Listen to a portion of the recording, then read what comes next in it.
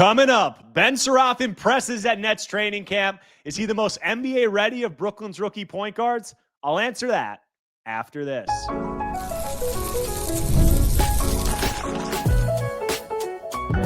You are Locked On Nets, your daily Brooklyn Nets podcast. Part of the Locked On Podcast Network, your team every day.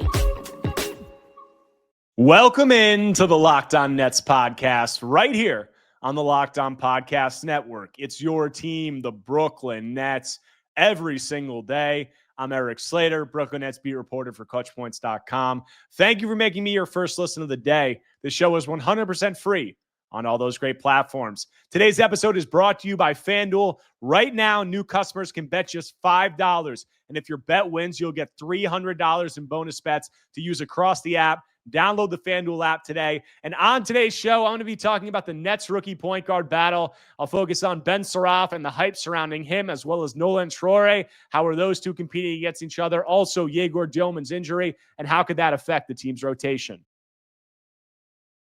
And joining the pod now, we got Lucas Kaplan of Nets Daily. And Lucas, we both just got back from day 3 of Nets training camp. A lot of things have been said. A lot of hype at Media Day about certain things. And one of the main topics is obviously this rookie point guard battle and how is that going to play out early into the regular season. And there's been a lot of Ben Saraf hype. So we're going to talk about Saraf. We'll talk about how we think the rotation may play out in the early going. But one of the things that caught my eye about Saraf, we had numerous players, coaches, Sean Marks also talk about Saraf turning heads in the Nets open runs. And one thing that Sean said was he kind of hinted that Saraf might be, one of the rookies that's best prepared or the most ready for the NBA. And so there's nothing less left in translation. He said, Ben's already played against high-level competition over the last year. He's probably one of the ones who's probably more ready for the NBA, presumably is what he was saying. So when you hear that from Sean and you hear him, specifically Saraf say that about him, because he was asked about all of the Nets rookies, what, are you surprised by that or what is your reaction? No, I'm not surprised. And also Drake Powell is not doing contact drills with contact, right? And Egor is, I don't even think that at that level of participation because of his plantar fascia issue. So really he's only seen, and I know they have data on them anyway, but he's only seen 3 rookies really play every day 5-on-5. And he's willing to say that about Ben. So I would look into that. Like, I think it's worth putting stock in that. And I'm personally not surprised. I've started kind of deep diving been a long summer, but I finally started really watching a lot of his prospect tape. And the sense I get is that that's not surprising because he is, of all the Nets ball handlers and really probably all of their draft picks in general, the most NBA ready in terms of physicality. Like, if you watch him last year at Ulm, like, he was a physical driver. He uses his chest, he uses his shoulders, he uses his elbow. And I think, like, while Nolan may have the speed and even Danny Wolf is really huge, but may not have like the burst and agility, if we're just looking at all of them, it makes sense to me because, and we'll get into why he might get minutes early, but like Ben seems the least likely to actually be really bothered and really taken aback by NBA level athleticism. And that's why I'm not really surprised. And then also there is, like, you can tell there is an understanding of like court mapping and how kind of, pick and roll basketball works and the pressure points of a defense and all that. But to say nothing of like his long-term ceiling, I'm not surprised that people think that he looks pretty good off rip. Yeah, I'm not either. And the thing that you pointed out, I think the body type and kind of like the mass that he has is the biggest thing. I spoke about this briefly on my episode after Media Day, but yeah, like you look at Egor, he's 6'9", but I think he was like 6'9", 200 pounds at the combine. Nolan was 6'4", like 175. And Ben's in the middle height-wise, he's 6'6", but he's 200 pounds. So he's like 3 inches shorter than Egor, but weighs the same amount. And also, like you said, him being a physical driver. I think that that's something that we saw at Summer League. Like, I don't think that Ben played that well, but we did see drives where like he was getting guys kind of like on his hip, and as they were trying to recover, he would put a shoulder into their chest and create space and, you know, get a wide open layup. And, you know, I think that obviously is going to be a big thing because like you look at a guy like Nolan, like he has the height, but he's very slight. You know, like his frame is very thin at this point, as is Egor, but Egor is 6'9". So, you know, I think also like you look at a guy like Nolan, and we'll talk about him more in detail, but he's a guy it's like very speed dependent. It's kind of tough early on. I think when you don't have that size and you're dependent on speed, a lot of craft comes into play. And not that he doesn't have that, but it just might take a lot of time to develop. But staying on Saraf, yeah, like he's a very crafty ball handler. I think we saw you saw that one play in Summer League where he went like crossover spin right into a decel on like the help defender. I'm sure that got you excited. So he has those flashes, and he has the size and positional versatility, the passing. The thing that's given me pause about him being NBA ready is the shooting. Right. I thought out of the Nets guards at Summer League, like Egor obviously looked really good shooting the ball. Nolan and Ben didn't. I thought Ben looked the worst. Yeah. And it just, the shooting motion looks the most unnatural out of the three. And he has this great like self-creation ability in terms of the crossovers, the spin moves, the decel and all that. But if he's just like a complete non-shooter, I wonder how much that's going to hamper him out of the gate. And it definitely will, but it won't make him look overmatched, if that makes sense. Like Nolan, I think, yeah, like he won't, like if he misses shots that he's supposed to take, and, you know, he has to try to shoot at least early on, you know, we won't know what type of shooter he is unless he doesn't shoot, if he doesn't shoot, but he won't look overmatched. He won't be getting bullied. He'll just be missing jumpers, which is a different thing than, you know, God bless his heart, if Egor's getting ripped like 40 feet from the rim.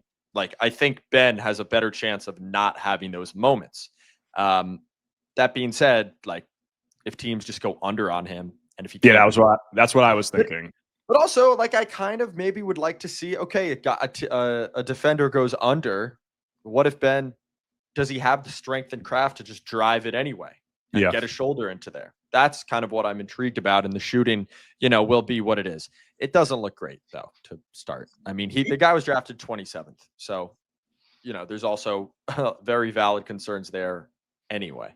Yeah, you know, I think a lot of people were obviously annoyed with this pick because it was the third of the point guards. Yeah. And after the second point guard, you know, you pick the second point guard and then you get to the third one.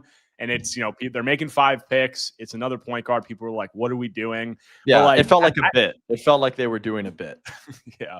But it also felt like they were doing a bit on the War Room footage. You know, like it was just an interesting night altogether. One that I think you and I on the beat will remember forever. A long time. But like the Ben pick at that spot, I like didn't mind it at all, just because like you look at the size, like this is a guy who is 6'6", 6'8" wingspan, has good like mass while still being agile, is pretty crafty.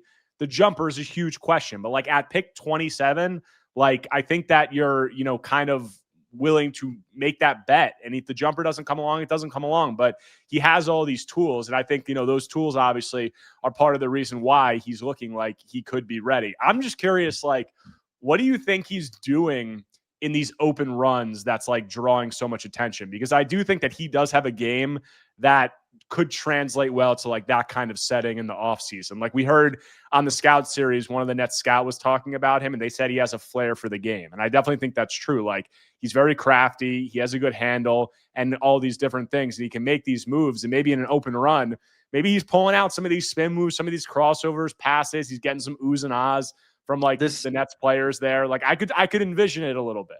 Yeah, this is so fan-brained, but on one of the Nets official Twitter account posts, like where they post like, you know, a couple clips from scrimmages or open runs, he had a play where he was like high pick and roll. You know, he was going to his right in the middle of the floor, and there were 2 shooters on the right side and 1 shooter in the left corner. And he's going right, high pick and roll, and then he like splits it with a low cross, and then the guy on the single side comes over to help, and he like throws like a backhand pass, you know, like this kind of.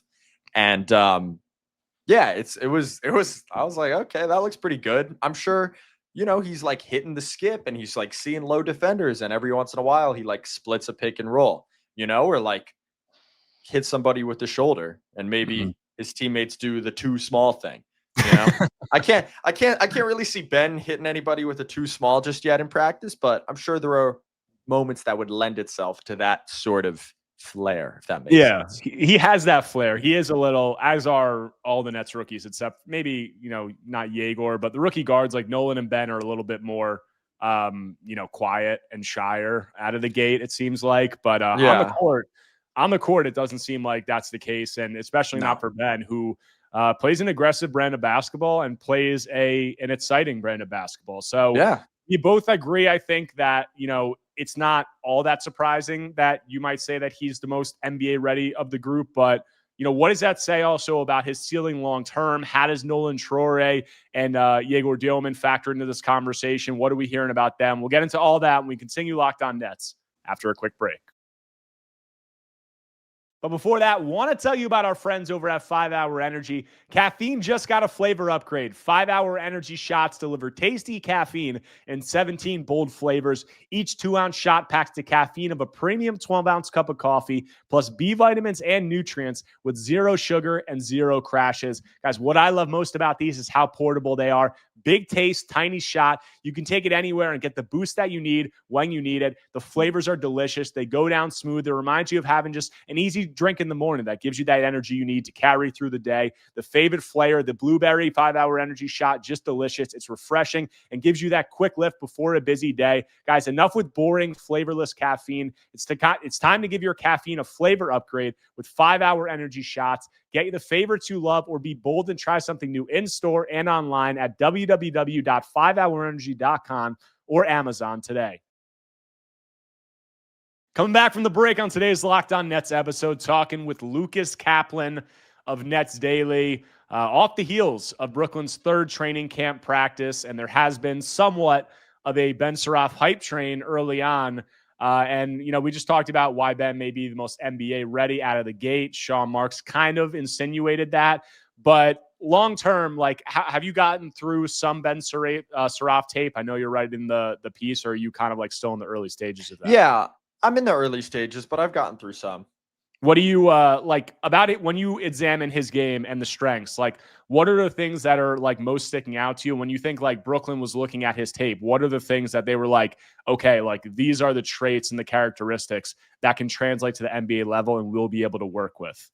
Aside from their just general sudden fixation on like extremely willing passing and getting the ball moving, which Ben can do out of especially out of like your classic regimented pick and roll reads, like when there is a very clear progression.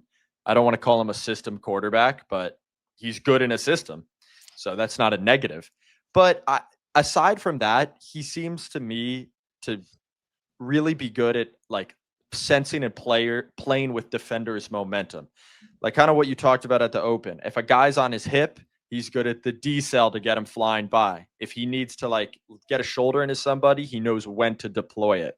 Like the spin move, he loves the spin move. Yeah. Yeah. And sometimes the spin move can be like kind of a shield because it allows him to like pick the ball up and, but other times it is really artfully deployed. Like I think that's probably the case for anybody with a signature or a go-to move. I wouldn't call Ben Saraf signature the spin move, but that's kind of the thing. Like there is real craft as a ball handler and as a passer, and then there are questions about the shooting, the explosiveness, like all that. But I think that's probably what the Nets saw. Like there's a roadmap to where he's getting into the paint and making the right decisions pretty frequently. Yeah, and I spoke with a couple of guys from No Ceilings, Corey Tulaba and Tyler Metcalf. I don't remember which one it was, but they made Goran Dragic kind of as like a comparison. What do you think of that? Like, I know there's obviously like the white like Euro guy like thing, lefty. But lefty. I'm curious. Like, do you think that's just like an on the surface level comparison, or you don't really see that? Yeah, I would have to look at like Goran's like early shooting numbers because like by his prime, like you just could not go under on him, and Yeah. he could really shoot He the was like three. near 40s, like 40% 3-point Yeah, shooter. I've I mean, totally memory hold his Nets tenure. Like I remember that he was like legitimately good for them, and like they kind of relied on him a lot for stretches of that 2022 season. But I like too just much. have Too much to the point where on the way out, he was like trashing them. Like, why are you relying on me so much? But yeah, I'm like, I know what happened. I can't picture it. But no, just because Goran as a young player, what I do know is he like flew past people. Like he was north south, you know? Yeah, he's a little smaller too. Like Yeah, Ben's he's a little also bit like bigger. for sure. I think considerably. Like 6'4", 6'3", something like that. Like height wise. Yeah, Ben's just bigger. And Goran got really crafty, but Goran also like I think where I could see it is like Goran was good at like, you know, if he's driving left and, you know, someone gets on his shoulder, like a little bump and a spin move and a 10-foot pull up. Like he was really good at that. Ben, you see him try to get to those shots as a scorer. Like he'll try to hit a little elbow pull up, a little 2-foot floater. We saw some of that in summer league. I don't love the comparison, but like it's good enough on the surface. You know, lefty guards who like have some downhill craft, have some in between kind of. Ben is of all the Nets rookie guards has by far the most like in between game kind of, you know, bump, shoulder, step back, pump fake kind of stuff. Whereas Egor and Nolan are either at the 3-point line or at the rim. Yeah, and I think a reason for that, especially when you compare him to like a guy like Nolan, is Ben's not slow, like he's agile, but he doesn't have that kind of like first step or those like afterburners where like Ben has to have this in-between game that he can, you know, kind of go to and create, you know, in the intermediate. Whereas Nolan, I think Nolan's flashed it, like especially in that season, you know, the season before last, a lot of people said they saw it from him. And then last year, it kind of regressed a little bit where he was just like going. And it didn't really have as much of that in-between game as you would like. But he had that luxury of where he could get downhill with the first step. And even Egor does have these like really long strides. And he is 6'9". He just can't get the lane. Yeah. Like that. Once he shot well from two. I know. Yeah. Egor is an interesting I can't wait. But I don't mind that comp. And like Ben does have the craft and the physicality. I think he won't be flying by people as much as Goran, but we'll see if like the shoulder and the elbow and like his physicality as a driver and pretty like professional handle is enough to like let him get to the rim. I mean, I know this is kind of getting ahead of ourselves, but like how surprised would you be if he's in the starting lineup on opening night? Is that with Egor in or with Egor out? I guess including just his injury, because like the fact that Egor is not even doing. I wouldn't be at all. Like I don't know if it would be based on that comment, which from Sean Marks, which I think you said, like I read into it somewhat. Like if Egor misses the beginning of the regular season or just like is not ready on opening night, let's say like preseason opener, let's say, because Egor is definitely not going to play in that. Like that's fair. Say it's a preseason opener. They're like actually putting out a real lineup, you know, like it would be on opening night. Is it a stretch to say that Ben's the favorite to be the starting point guard right now? Today, Jordy said we have 3 point guards and they're all rookies. And I don't want to read into like kind of an off the cuff remark too much, but that would suggest that there are 3 candidates to start at the 1 next to Cam Thomas and that they're all rookies. I mean, but who else would it be? Like Kobe is the only other one. So Kobe, and they probably don't want to roll out a Cam Thomas, Terrence Mann starting backcourt. I mean, that would be like the alternative. Do you think that's an option? It's not one I want to watch, but I answered that question 2 or 3 times on my mailbag pod, the Fan Take Friday that I just recorded, and there seems to be like an obsession amongst the Nets fan base with Cam Thomas being a point guard. I got asked 3 questions. 3 people submitted questions about it. And then I got like another few like comments on separate videos about it. And I'm like, Cam's not a point guard. Like, I'm sorry. He's not a point guard. I know. Can we talk about something else Like, it's been 4 years. Seriously, whether he is, whether he's not, yeah. But I think people just either want the way, ball in his hands, like, as much as possible, I guess. Like, yeah. I just don't understand it. And that was the question of, like, could it be like Cam Thomas, Terrence Mann, whatever? And I'm like, with the way, everything we've heard about the way that Sean Marks wants them to play, and presumably Jordy too, that does not fit at all. And why would you not want one of these pass first guards to get Cam some of his best looks, which are like catch and shoot threes and playing off closeouts? Like, Cam fans and all of us should want Cam to play next to a guy that can like set him up. Trust me, the ball's going to be in his hands either way, regardless of who he's playing with.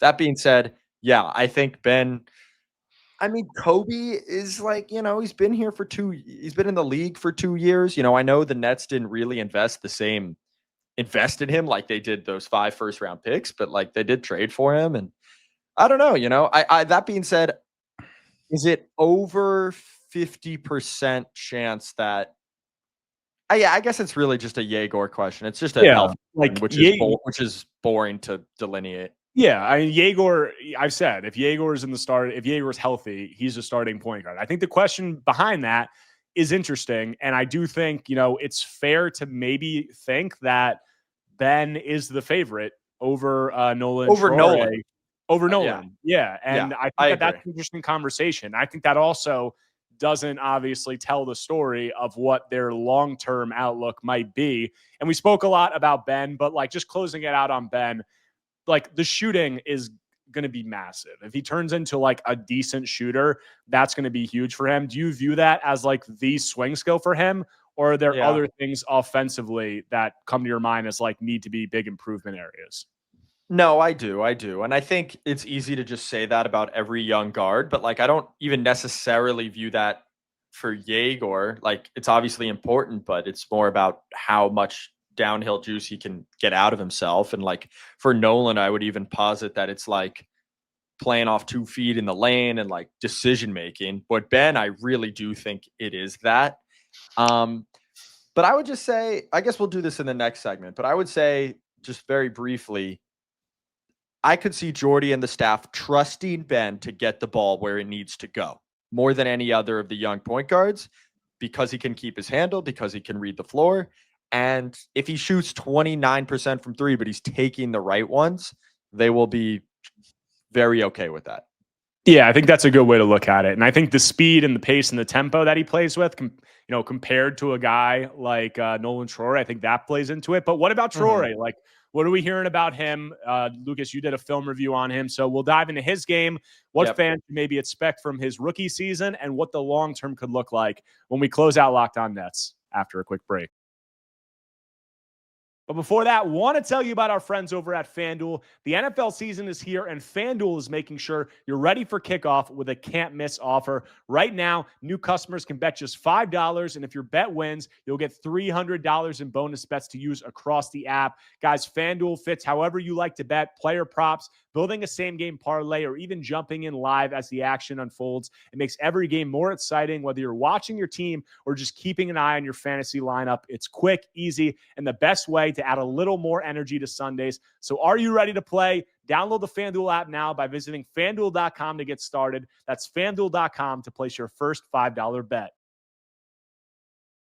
Coming back from the break, closing out today's Locked On Nets episode, talking here with Lucas Kaplan of Nets Daily about the Nets rookie point guards. And Egor Demin, we're not going to touch on too much because we've talked about him so much, and he's dealing with an injury right now. So it has been Ben Saraf and Nolan Troy in the early going in camp, and Ben has drawn a lot of hype. Not that Nolan hasn't. People just have talked about Ben, turning heads during the open runs and things along those lines.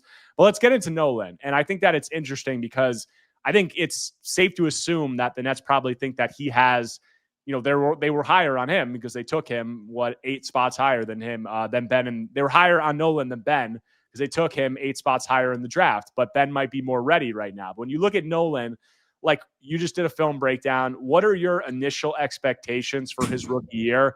I think he might be a guy who struggles out of the gate. These guys all will, but I think his game might take a little bit longer to translate to the NBA than some of these other guys.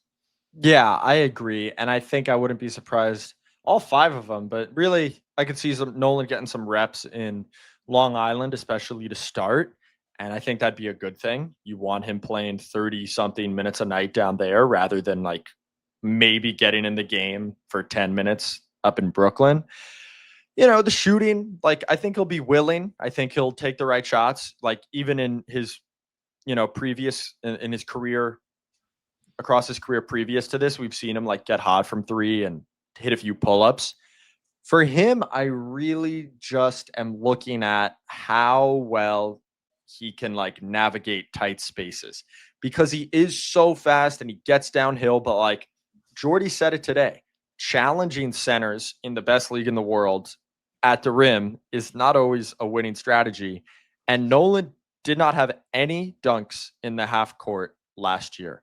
And for how much he like flew downhill and like tried to finish, I don't know about like a worrisome stat, but it's not great. And it kind of evidences maybe a lack of that vertical pop for a guy who's just, again, north-south all the time. So for him, the swing skill really is like, let's see that handle in tight spaces. Let's see that pace, slow to fast to fast to slow. And if he just shows enough of that, if you see it in pockets, then that to me would be a success for his rookie year, because there undoubtedly will be like a few plays this year where he like rejects a screen and then throws like a one-handed laser to the corner. And you're like, oh man. But as long as he mixes in that pace and that tight handle and tight spaces, that's when you feel good about his rookie year. And as long as he's not, shooting like 11% from three. If Nets fans watched him at Summer League, which I'm assuming a lot of them did, I think they can see what you're talking about in terms of getting downhill, or what Jordy's talking about challenging centers. And these are Summer League centers. But we saw a lot of plays like Nolan got downhill at will. It's once you get into the paint and you get into that area, what do you do? And a lot of times in Summer League, it was just like, go straight to the basket, try to finish however you can. And he shot a really poor percentage from the field because of that. Like, I remember one play specifically when they were playing Washington where he got a blow by, or he got downhill somehow. And there were like two guys came to him on the block, two much bigger guys. And he finished with like a righty floating. Oh yeah.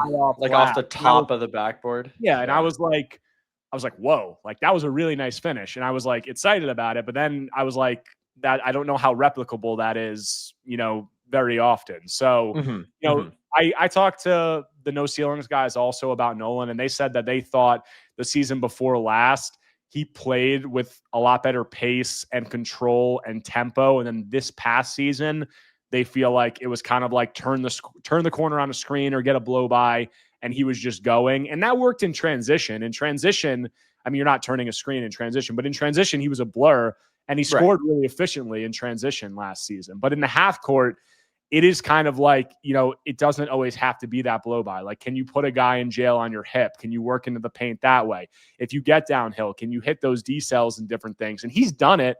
Like, I don't know, if you did a film review, I assumed you watched it. Do you see the 45 6-9 game he had against? I kind of started with that. Yeah, I started with that. I will say, like, the competition was not great in that game. I knew like you were it was literally that. I was just literally just like, bring a screen up, going this way. I'm like, guys, you want to maybe trap this or do something different instead of just letting him get to his right hand every time. That being said, it was really impressive, but I don't think if you just kind of watched that in the spring of 2024 and we're like, oh man, this guy's a top 5 pick next year, and then you saw him struggle in certain ways the next season, I don't think you should have been like, what happened? Like, I think you can pretty clearly see he's the same guy, not as a diss, but just, the same guy. And, the other thing about him, like, dude, it, Noah said it today, 18, 19-year-olds are really so young in terms of physical development. Like, I hope over this next year or two, like, he does kind of like level up in the way where like he punches one in transition, or when he gets the downhill stream, like he's dunking like once or twice. Like, I think he's gonna get there a little bit.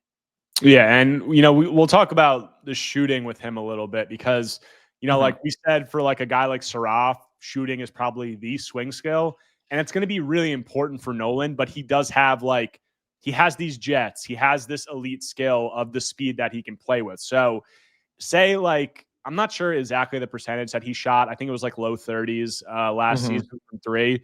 But say he's in the low 30s in the NBA, but he can develop in other areas. Like, what do you think his ceiling is? And like, how do you feel about that kind of him as a player in that regard? Yeah, it wouldn't turn me off immediately. Even last year when he shot that, he was pretty decent on a low sample on catch and shoot threes. And I'm glad that he felt the imperative to take off the dribble threes, even if they didn't go in a ton. But, you know, I don't think he's ever going to be handling the ball as much as Ja Morant, who teams still go under. He's still in the low 30s.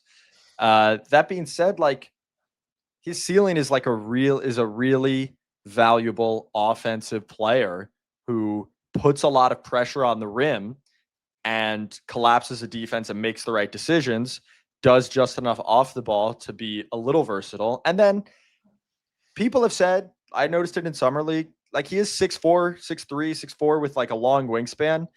I can see him being a positive defender in the next few years, you know, wrote some rotations, playing the passing lanes, stuff like that. He was scrappy at Summer League, I would say. like when he got angry, if he like, we had, I think it was the Knicks game where he was playing pretty poorly offensively and he got mad. And there were some defensive possessions where he was scrappy. And I think he's 6'8" wingspan. So if he can fill out a little bit, like he has the quickness, he has the height, he has the length. Defensively, I wouldn't put that past him at all. Offensively, like where are you at? You know, like, do you think he has the potential to kind of like work into those in-between games? Like we just talked about the playing off too with Jordy and how that develops. Like, what about the passing? What do you think about the passing, like him compared to a guy like Saraf? Do you see like kind of the same reads, or do you think he goes about it in a little bit of a different way? I mean, they could definitely go about it differently because of their driving styles, but there is, and this is what people said after the draft, it's like, man, like they have really spent so much of the last couple of years on the ball, initiating from the high pick and roll. Like, I don't know what it looks like. The Nets insist that they can play together. And they're all like, yeah, I'll play together. I'm like, okay, like I want to see it. I think Nolan needs to get further downhill because he is a bit smaller. Like Ben does feel like he can see over the defense and hit those skips, whereas Nolan needs to like kind of he gets to the front of the rim and then tries to maybe like see an angle if there's a dump down or hit the corner, and then there's that defender in between. So like same kind of reads, like the same playbook, but a different way of going about it. Yeah. All right. So I think that's just about all the time we have, but I think to summarize this up for fans, I think we'd say Ben probably maybe more NBA ready to start his rookie season. But in the long term, I mean, Nolan just has that kind of skill set and that speed and that skill where if some of the in-between stuff comes along, some of the jump shooting comes along, I think you would say there might be a little bit of a higher ceiling there. Would you agree with that? Yeah. And I would agree with that. And it'll all come down to who has more aura. And unfortunately, well, I don't know. You know, they have to gain some aura points with the wider world of social media. That's what I'm hearing. That's what my sources are telling me. All right, Lucas, you did the Nolan Troy film review. You're working on the Ben Saraf one. So, guys, go check those out at Nets Daily. And when you finish up on Ben, we'll circle back and we'll have some more talk about it. But appreciate you taking the time, man. That does it for today's episode of Locked On Nets. Hope you guys enjoyed the talk with Lucas, touching on Ben Saraf, Nolan Troy, and everything going on with that Nets rookie point guard battle. If you do not already, make sure to subscribe to Locked On Nets on YouTube or wherever you get your podcasts, whether Apple Podcasts or Spotify. If you can, take a second, smash that like button, leave a comment. Anything you can do to engage is much appreciated. We got more Nets practices. We got more Nets practices. We got more Nets practices this week leading up to the preseason opener. So I have coverage of all that and more here on Locked On Nets when I'm back tomorrow talking more Brooklyn Nets basketball.